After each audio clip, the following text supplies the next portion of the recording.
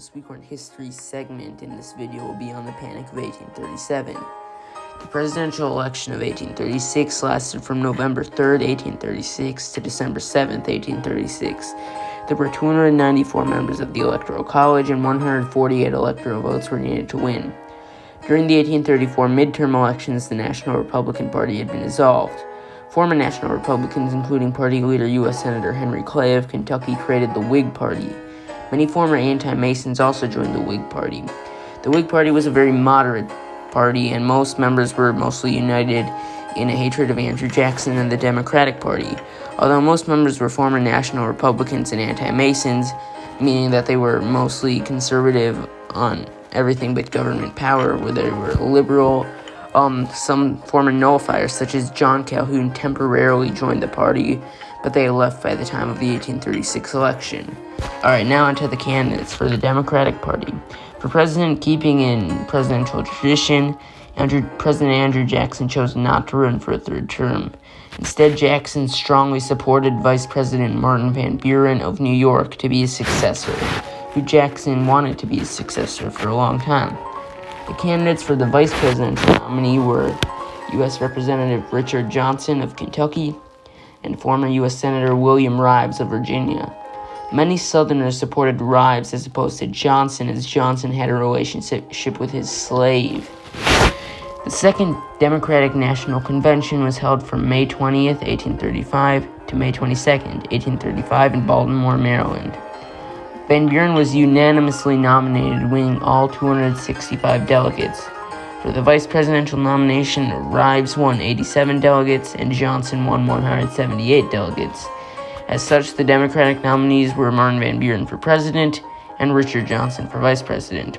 For the Whigs, as the Whigs were not politically united on much other than their dislike of Andrew Jackson, the Whigs could not settle on one singular candidate. Instead, the Whigs decided to run several candidates, hoping they could prevent Van Buren from winning a majority of electoral votes, leaving the election into the House of Representatives, where the Whigs had some political influence. The Whigs ran regional candidates to win as many votes as possible. The Whig candidates for president were U.S. Senator Hugh Lawson White of Tennessee, represented Southern interests. U.S. Senator Willie Mangum of North Carolina, also represented Southern interests. U.S. Senator Daniel Webster of Massachusetts represented Northeastern interests. And former Minister to Grand Columbia, William Harrison of Ohio, who represented Northern interests. Only one Whig ticket was going to be on the ballot per state. The two vice presidential candidates were U.S. Representative Francis Granger of New York and former U.S. Senator John Tyler of Virginia. Fun fact, Francis Granger was the son of Gideon Granger, who was a candidate for the vice presidential nomination in 1804. Francis Granger would run in the North and John Tyler would run in the South. In most northern states, William Harrison and Francis Granger were on the ballot. In most southern states, Hugh Lawson White and John Tyler were on the ballot. However, in Massachusetts, the ticket was Daniel Webster and Francis Granger, and in South Carolina was Willie Mangum and John Tyler. Both the anti-Masons and nullifiers had lost power between this election and 1832. Neither party nominated a candidate, instead with most anti-Masons supporting Harrison and most nullifiers supporting White. Van Buren tried to avoid answering questions on slavery, as he did not want to upset either anti-slavery Northern Democrats or pro-slavery Southern Democrats. The results: Democrat Martin Van Buren won the election, winning 170 electoral votes from New York, Pennsylvania, Virginia, North Carolina, Maine, Connecticut, Alabama, New Hampshire, Illinois, Louisiana, Mississippi, Missouri, Rhode Island, Arkansas, and Michigan.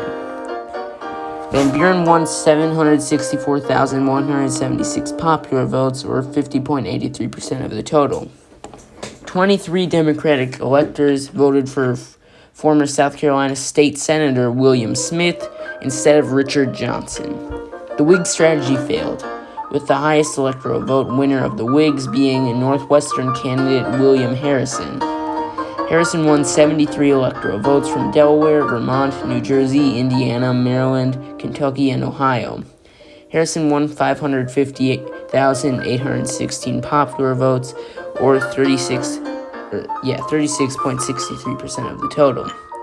10 Harrison electors declined to vote for Francis Granger, instead opting to vote for Southern candidate John Tyler. Southern candidate Hugh Lawson White won 26 electoral votes from Tennessee and Georgia. White won 146,107 popular votes, or 9.72% of the total. Northeastern candidate Daniel Webster won 14 electoral votes from Massachusetts. Webster won 41,201 popular votes, or 2.74% of the total. Finally, Southern candidate Willie Mangum won 11 electoral votes from South Carolina. As South Carolina did not have a popular vote system in place yet, Mangum did not win any popular votes. As such, Martin Van Buren became president-elect. However, things were not so clear for Richard Johnson.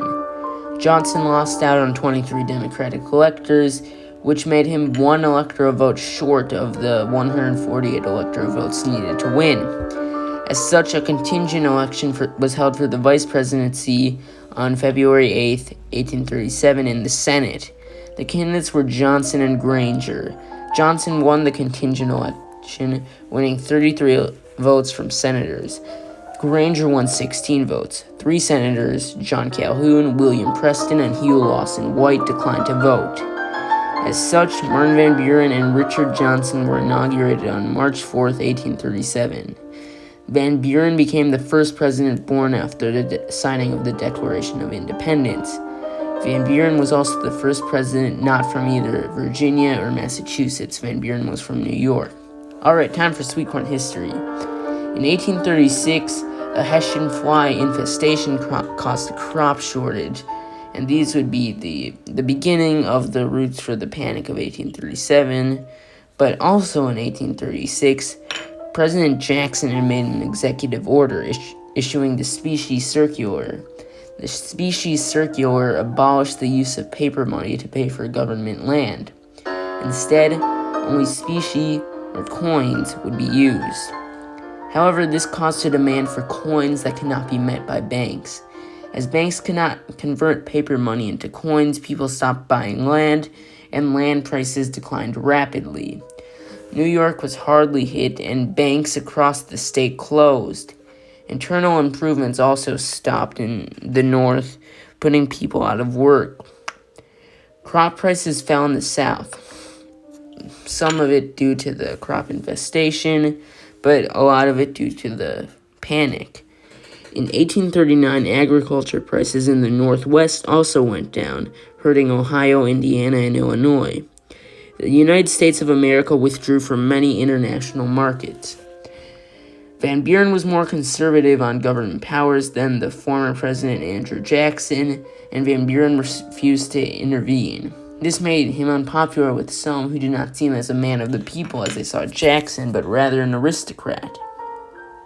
Martin Van Buren's idea was to create an independent treasury to manage money and prevent irresponsible loans. However, Van Buren was still blamed largely for the panic, with many people dubbing him Martin Van Ruin. The Independent Treasury Act was opposed by Whigs and conservative Democrats, but was passed in 1840. In 1841, the Whig majority elected in 1840 repealed the law. The economy was finally able to fully recover with the California gold rush in 1848. Alright, that's it for today, guys. Thanks so much for watching. I hope you found this entertaining and informative. Check out the Discord server if you haven't. The link is in the description. And yeah, see ya.